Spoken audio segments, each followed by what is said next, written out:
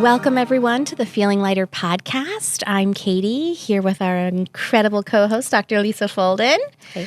As a reminder, the intention of the podcast is that we are shedding old beliefs one episode at a time, because the bottom line is how you feel about yourself changes everything in your life. So I'm really excited today, Lisa, about our guest. I actually went to Dr. Nikki's event in Berkeley recently. I found her on social media. I am obsessed with the work that she's doing. I think she is such an incredibly intelligent, bright, I just love talking with her. So when I went to her event, I had asked her team, would she maybe want to come on my podcast? Maybe. And they were like, yeah. And I was like, oh my God, okay. So let's get right into it. Why don't you go over her bio, and then we will start asking some of our very important questions. It's a very important episode. Happy to read this very impressive bio. When asked why she has focused so much of her professional life on advancing racial equity, Nikki Lanier will tell you it was an assignment passed to her in utero. Born to parents who were immersed in the civil rights movement, Nikki was raised on the campus of Hampton University, one of the country's most prominent HBCUs, and as a child was taught to see the advancement of Black people as a birthright and an imperative to a civilized society. She was raised in a loving home that nurtured her curiosity around these principles, but also assured her confidence in articulating the same. Now, as CEO and founder of Harper Slade, one of the fastest growing and most highly recognized racial equity advisory firms in the country, her work focuses on helping organizations cultivate environments where Black and brown talent can thrive. Nikki has also founded 2 global coaching programs, one for inclined white women who want to become better racial equity advocates in their home, workplace, and community. And the other, a coaching program, is for professional Black women who are in need of ripening and respite. Nikki is an experienced leader with over 25 years of career achievements that span banking, labor and employment law, collective bargaining, human resources, and state government.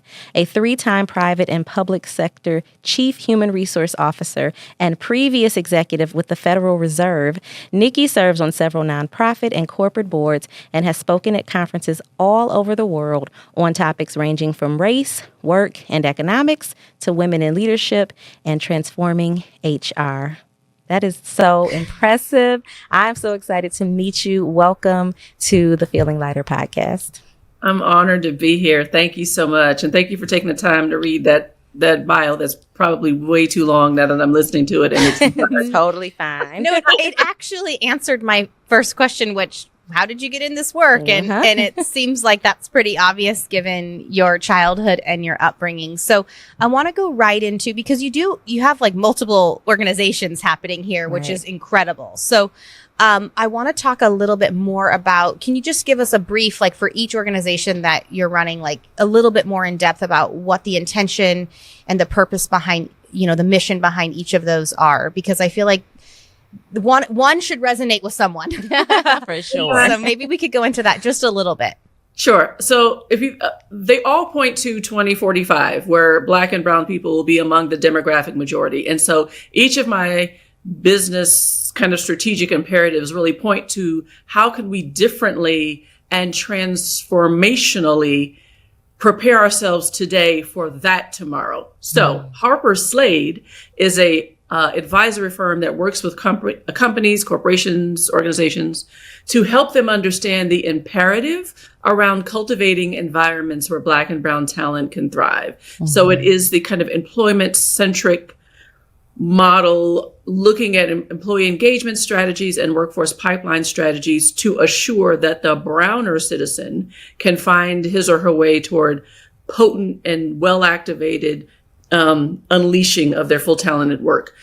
The Rare Woman Collective is a program suite for white women who are interested in, curious about, want to know more about how to advance racial equity in every single space that they hold, who are as angry at racism as Black and brown folks are, and who want to be a part of creating a world where racism can't live. And so the idea is that if we could teach white women who already want to learn this work how to advocate well with other white people on the advancement of these principles, given the proximity that white women have to white people in ways that people like me don't. If I could teach you what to say, how to identify resistance, how to think about this work in a grace-filled manner, what attributes must be true of you, how to think about your advocacy in laser-sharp ways, then my thought is we could begin to pave the way to assure that the 2045 reality around the advancing demographic feels demonstratively differently.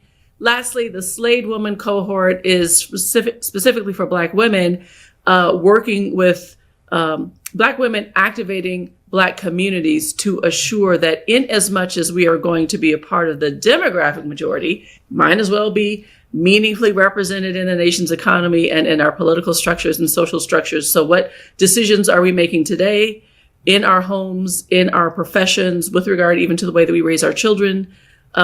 What about the today decisions will position Black America differently for the advancements to come?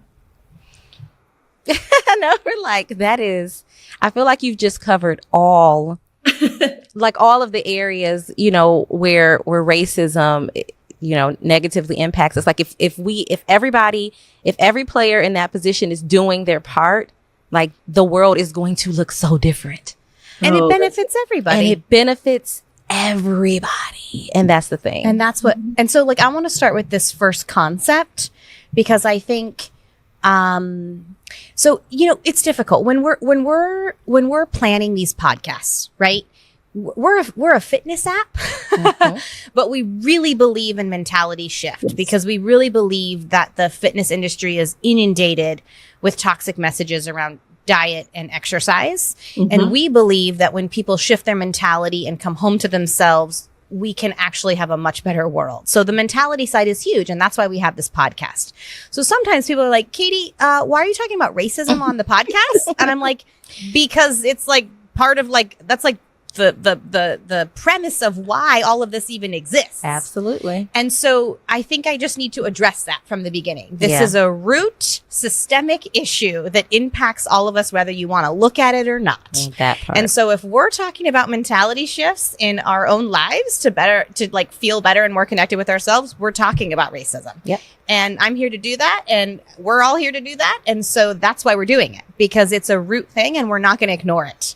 Yep. So, although I will say when I went to your event, I had to shift some of my mentality because we'll get into that in a minute because I want you to discuss the difference between equality and equity. I think that's an important concept that we all need to be better understanding of. The premise on which both sit are very different. So let me start with the easiest way to answer that. Equality chases sameness. Equity chases proportional fairness. And so it's an idea of equality presumes a broad swath that the same doling out for community, for members, for individuals, for people is tantamount to a just and fair society. And while I would argue there was a point where that was absolutely the case, though we've lost that window. Maybe 100 years ago.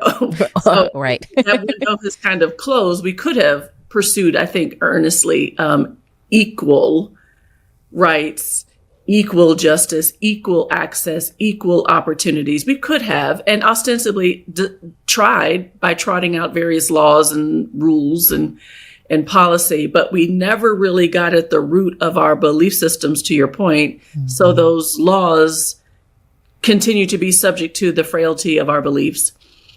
Equity, though, at this point, because I talk so much about 2045 to the point that it'll probably get on y'all's nerves before this is all said. No, never. But that demographic reality has significant consequences when you think about what must be true of a world where the majority of the citizens that are in it, the majority of the population, really must be able to play well as a part of the structures that govern that system. So said differently, how does a world work where the majority of our citizen body can't afford themselves of appropriate and sustained access to the fundamentals of the economy, the fundamentals of the political and the social structures because of race.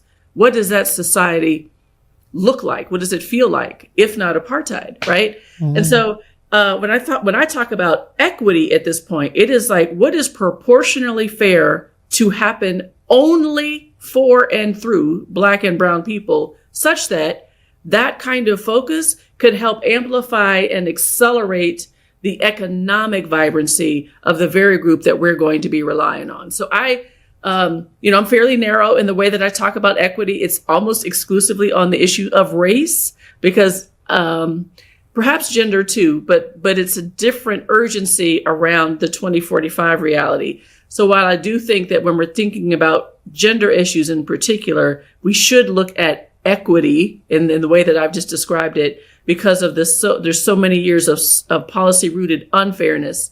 Equity says there must be also so many years of policy rooted unfairness, I guess. So, right. But just differently scaled. I think that's true both for women and for people of color, but I think there's a different acuity for people of color.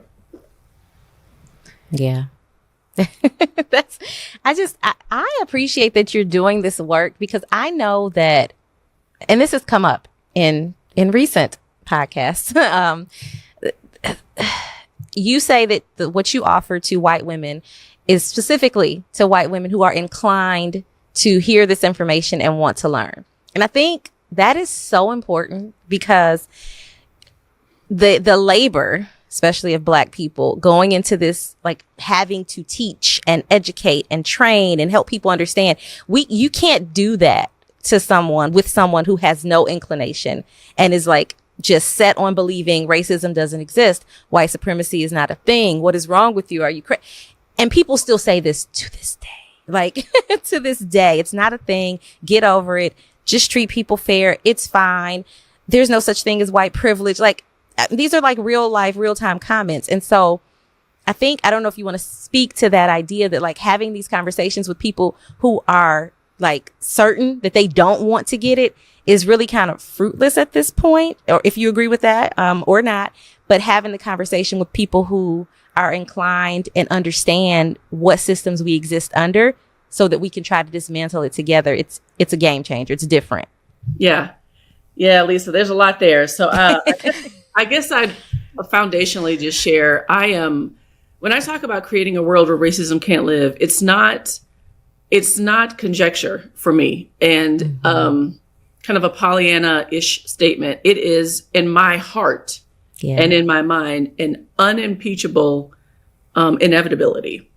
And so I see that as our true north. I see that as my personal true north. I see that as a true north for the company. It informs everything. The way that I parent, the way that I lead, the way that I show up in community. That premise informs everything. And it sounds absolutely crazy. I understand that, but I'm okay with that because that's what visions are. Yeah. And so for that reason, my work, I think I am my most impactful when I can reach the inclined white woman that already has a heart around this work, or at least some level of curiosity around this work. Right. But I also recognize that it is that white woman that, because of her proximity in community with other white people, is in a better position to reach the non-inclined white woman far better than I could, right? There's too much noise that has to be overcome for me to try to reach the uninclined, though I would try. Let me be very clear. It is very tiring, but because of my ministry, I mean, I see this work in many ways as that. And because I'm unmoved off of that premise, I would not mind putting forth the effort. I just don't think I'd be effectual in it in the way that a white woman could, who is practiced in that area and prepared for and has some, opportunities to work with coaching around. I think that there's a way to get her there in a way that I couldn't. Great point. One of my favorite things about you that really surprised me, I mean, it didn't surprise me because I've talked with you before and then I'm like, okay, this is so aligned with, I can see it now, but was that I kind of believed in the past before I went to your event that my feeling of, inequality and inequity, like my feeling around that was enough for people to say, oh my God, like, of course we should be talking about this. And I was enraged when I would go to, like, for instance, like I would go to like a business event and there'd be mostly wealthy white men. And I'd be like, let's have this conversation. And they're like, absolutely not. And I'm like, but don't you see, like, you have so much power and like we could do something. Like, isn't it inspiring? Like, shouldn't we do this? And they're like, don't talk to me. Like, and so I was like enraged. And you are so strategic. And I realized at your event, Katie, your feelings, I am so sorry. But you have to put those aside because they're actually not making progress. And we need to because that's been my biggest question is like, how the hell do we get buy-in from people who don't care? Yeah. And I'm like, and you're like, I have you, but you're enraged. Feelings are not really going to help the situation. I felt my enraged feelings were justified. And your event showed me that it actually was probably harming more than it was helping. So I had to have a little look in the mirror and have a little adjustment around, okay, how are you going to approach this? So I want to take this opportunity to move into your strategic. I mean, I love the way that you view this and to talk about your strategy and to talk about, when you said, let's talk about the economy, I was like, oh, that's how she gets to these people. And then I like kind of rewound and I was like, if I went to the people at that event and said, I want to have this really powerful economic discussion with you, it would have gone very differently. Very different. So maybe talk about that a little bit. Yeah, you have to be really strategic in this work. This is change management work at its core. It is fraught with all kinds of emotional entanglement. And, Katie, I think it's important. I hope I didn't misspeak on this during the event, but your feelings, all of our feelings on this are absolutely valid, and understandable, including the feelings of the white men that you were talking to, who are like, again with racism discussions or whatever, right? So there's an emotional trigger, let's be honest, that we all have. You validated my feelings. Right? You just helped me realize that my strategy wasn't the best one. Yeah. Well, if I'm fair, a lot of us do this. A lot of us people who do the work that I do, we lead out of anger. Yeah. We emote at the same time we're trying to strategize and to teach and to give counsel to and advise. And it's hard for those, at least in my experience, it was hard for those two to coexist well. Like something has to get in front. That's not to say my emotions are gone, but they can't be the forward facing reality of how I'm engaging with you, because one of the attributes that we talk about with Rare is that my goal is not to clap back on you and to guilt and shame you into anything. My goal is to recognize that you, like I, have been taught this whole narrative about the value of Black and brown people. And we just haven't done a good job at jettisoning that. Some of us like it, actually. Some people like the fact that there's these mattering as a matter of fact and mattering contextual. Some people thrive on that. But there's emotions all throughout it, and we can't disrupt and discourage someone in or out of any kind of belief system, right? So we talk about, I'm not trying to push you out of yours. I'm trying to invite you into mine. And that's a different posture in terms of how you're engaging. And so just really thinking about, who am I vis-a-vis this advocacy moment? What is my goal? What is the intended outcome? And who am I looking at when I'm talking to this person? It's not just a white male, or not just a Republican, or not just who else do we have? Christian, right? It's not just that person. Is more than that. There's a mother in there. There's a father in there. There's a child who didn't get something. There's a vulnerability. There's a anchoring of like, who I am is what I believe. And if you're telling me not to believe that, I don't know what to do with the rest of how I feel about who I am. So like just being sensitive to, not to say we got to solve everybody's stuff, right? But just understanding that if my goal is to get into your heart and to get into your hearing, this clapback cussing out, I'm gonna call you out, I'm gonna put you in your place. It doesn't change much. It just corrects in the moment. I think that's a really important detail to have. Yeah. I didn't, luckily I didn't cuss anybody out, or I didn't get to, there was just a lot of literature being texted through on threads. But what I think you're speaking to is that, you know, I'll just have my own self-disclosure here. It was that I felt justified in this narrative. So I felt like I didn't have to look beyond that. I didn't have to look, because I'm like, you're the person who has the most privilege and the most power and the most wealth. Like, you don't get to have those other things. And at the time, I didn't realize that actually that was not helping my cause. No. Yeah. And so I just felt justified in that narrative, because I'm like, who are you? You have everything, and the system completely benefits you. And of course you don't want to look at that. And I'm angry because of it. And that doesn't, while that anger should have a space, it's actually not helping. And so I think that it was like really important when I went to your event to redefine, okay, this is a person on the other side of that who, again, like you said, has their own experiences, their own childhood. They're a human. They're a mother. Mother or father. They're these things that are part of them. And if your actual goal is to evoke change, your justified narrative around just being angry and pointing the finger is not really going to work. And so I just appreciate that nuanced piece around looking beyond just the label of like white, wealthy, Republican, Christian male. Like I appreciate that because that allowed me to soften. It still gave me a space for my anger around the situation, you know, around racism, but it allowed me to shift how I could go about this.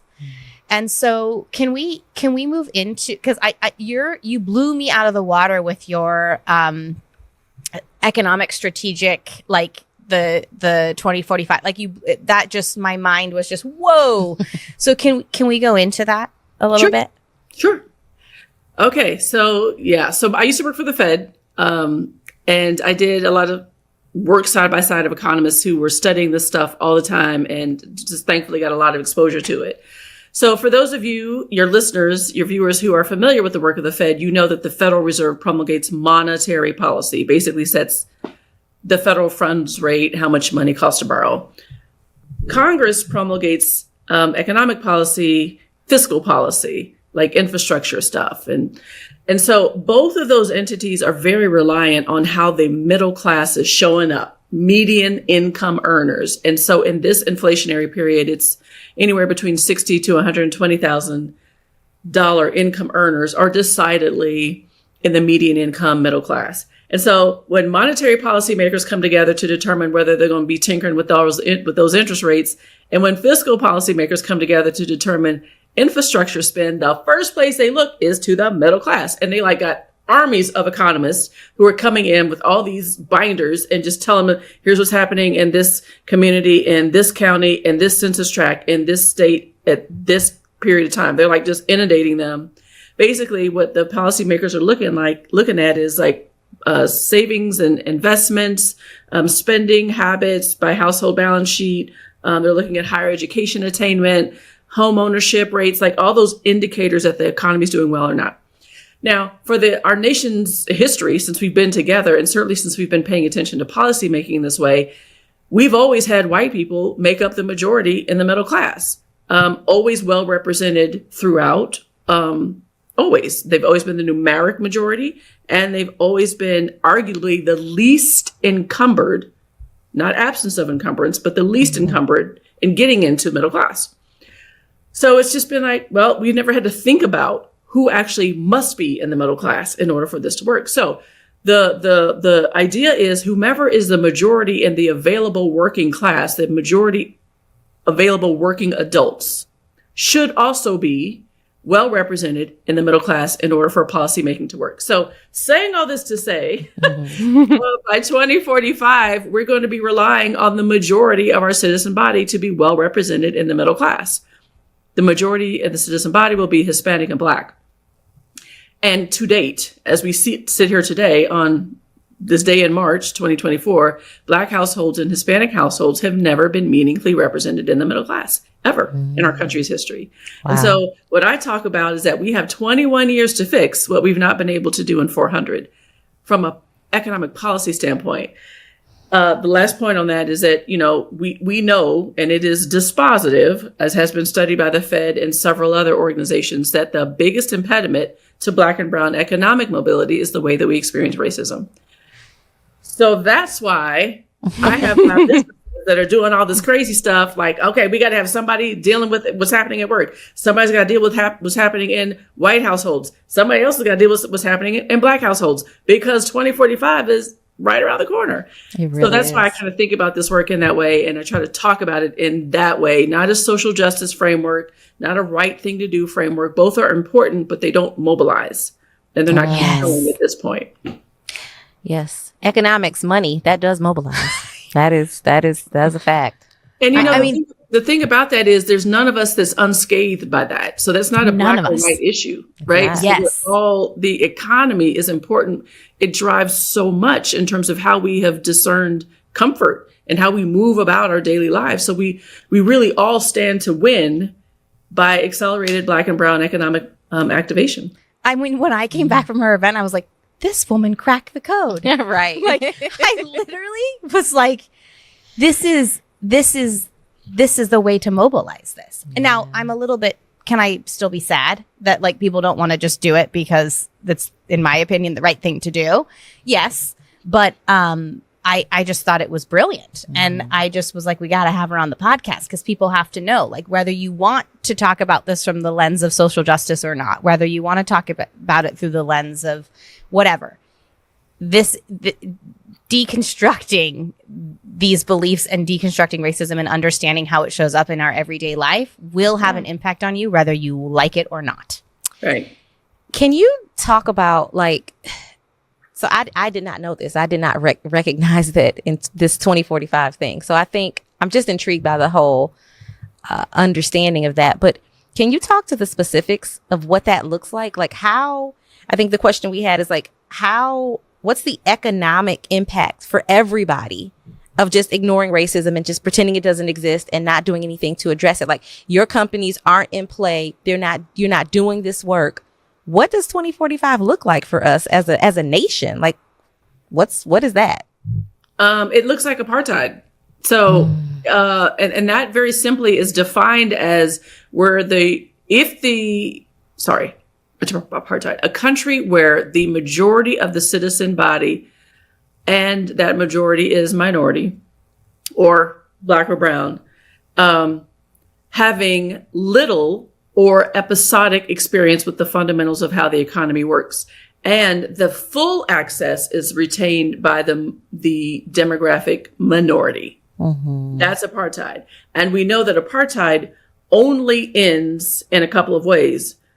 It almost always involves some sort of economic decline, like significant economic decline, high levels of volatility, national security issues. It devalues the currency of the country in which that apartheid is occurring, and civil unrest. So there, if it's hard to fathom, like the United States apartheid, like get out of here, right? It's hard to fathom that. But that, by definition, once Black and brown are majority adults, that's where we will be in our current trajectory. And so it's like really important for us to kind of frame and think about it in that construct. In terms of costs, I don't know if this number is correct because my brain is a little hazy at the moment, but there's a study that has been promulgated by the San Francisco Fed, 2021. And it's called Economic Gains from Equity. I believe that's what it's called. And in that study, not only was it made very clear that, racism is the biggest threat to the nation's economy and that racism has been the biggest threat to economic mobility for Black and brown people, but it also quantifies the cost. I think it was something like $16 trillion has been lost in GDP just in the last maybe 10, 15 years. Due exclusively, not primarily, exclusively to race-based inequities. And so as we think about that reality, when we're not the demographic majority, what will be true, to your question, by 2045, when we are in terms of the lost opportunity costs and the what could have been realized by way of GDP gain and the like. So we continue to cut off our nose to spite our face on this topic. You know, you brought up that research article in your event, and I have that actually open in my computer right now. We will include that in the show notes so people can take a read at that, because it is really informative and can give you more of the kind of the data that you're speaking to. So we will make sure to include that in the show notes as well if you want to read that article. Economic Great. equity is what it's called. Yeah. Read it again, Connor. The economic gains from equity. The economic gains from equity is the name of the article. We will definitely include it in the show notes so people can read that. Lisa, did you have any other questions? I know you're wrong. My brain is just spinning, and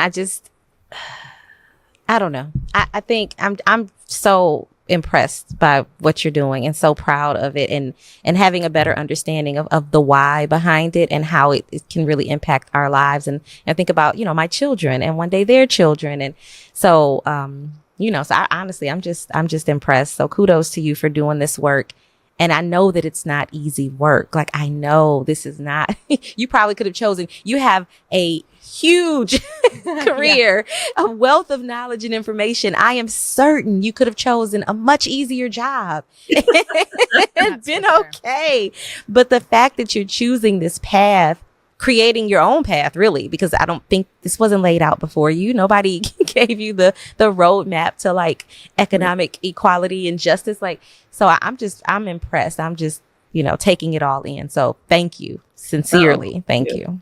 Thank you for that feedback, Lisa. Mm-hmm. Yeah, I definitely echo that. Like, stumbling upon your content and discovering your laser focus and your points of strategic, like the strategic implementation of your focus, and how this is how we get everyone to mobilize and to get on the same page for the same thing, was mind blowing to me. And I just felt so like grateful that your work existed, that you, again, like Lisa said, you could be doing so many other things that are probably, much easier on your life, and you're choosing this path. And I just, again, we just offer so much gratitude for this work that you're doing. I think it's incredibly important work, which is why I was like, would you like to come on the podcast? I don't know how you made time for us, but I'm like, would you like to? So, but before we let you go, we have to ask the big Feeling Lighter podcast question to you. What is a belief that you once had that you no longer have that has impacted your life in a meaningful way? I think it's an awakening to the reality that all of us have been victimized by this sin called racism in some way. All of us have a right to be angry at it. None of us owns a monopoly on the anger associated with it, even though we experience it very differently. And that because of that, we all can lead in the evisceration of this word. Not one race or the other, but we all, with the ideology that I just mentioned, can lead well in this space, but we must do so kind of in concert. So I now believe in the power of resetting and restoring humanity with a more fulsome kind of approach. I love that. That is so powerful. And again, I've learned so much in the short time in the last year that I've been following your work. So thank you so much for opening my eyes, for opening so many eyes to a different path, a path that is clearly more fruitful. Yeah. So where can people find you? Because again, people can join the Rare Woman Collective. They can go to an event. They can be a part of your community. They can have Harper and Slade come into their company. Like where can people find you? Yep. So a couple things. So we have two websites I'd point your listeners to. One is my name, www.nikkilanier.com. And that has like all the stuff that we do, all the bodies of work. HarperSlade.com, HarperSlade.com is my business, where we do the consulting and advisory work for organizations. Of course, the Rare Woman Collective, our Inclined Women Program Suite, and Rare has 2 A's. So it's Radical Action Advancing Racial Equity, rarewomancollective.com. And then we are headed to, we've got a lot of offerings with Rare now. We're headed to Denver on April 5th. And then we're headed to the DMV area on April 13th for Rare on the Road. So we are doing this traveling workshop. Registration is open now on our Rare Women Collective website, as is our online course offering and our subscription services. You can get in our Facebook group. I don't know. I'm on LinkedIn like a crazy person, so I'm always on there. So you can reach out to me there. Lots of ways to stay in contact. Awesome. We will include all of that in the show notes for our listeners, and I encourage everyone who's listening to check out Nikki's work, because again, I clearly have spoken to how much I really appreciate it. So thank you again, Nikki, and we will catch everyone next time. Bye-bye. Bye.